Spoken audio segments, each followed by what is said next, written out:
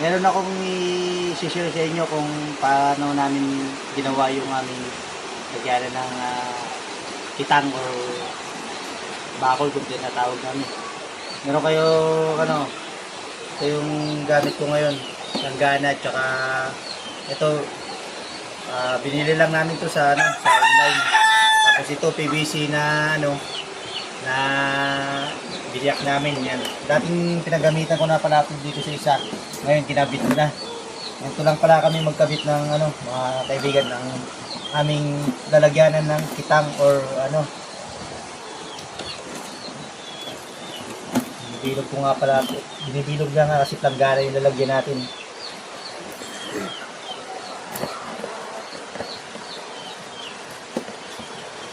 Hindi pa tumama. Kasi yung maganda sana yung tinatawag na aguha or may butas siya sa may may butas siya sa may yung ganito. May butas siya sa pinakalagayan ng tansi. Dito kasi wala ako sa gano'n eh. Kung meron kayong ganyan, maganda yung lalagay. Kasi mahirap yung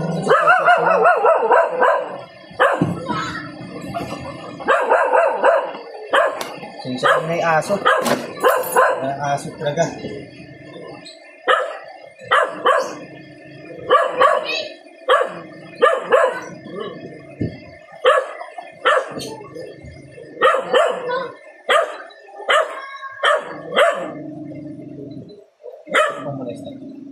Hili ka, higa! Marami lang hindi pa nga nagiging. Bata pa. Yan mga kaibigan ng paggawa namin ng lalagyanan ng kitang bakol. Ito lang pala yan.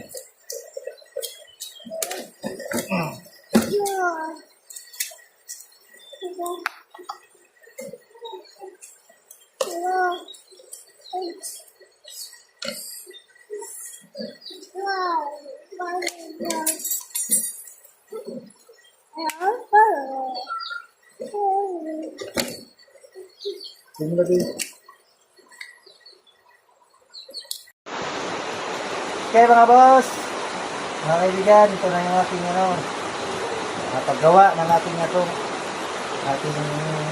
lagyanan ng kitang or bakol kung tawag sa amin ito. Ito na yan, nalagay mo lang ng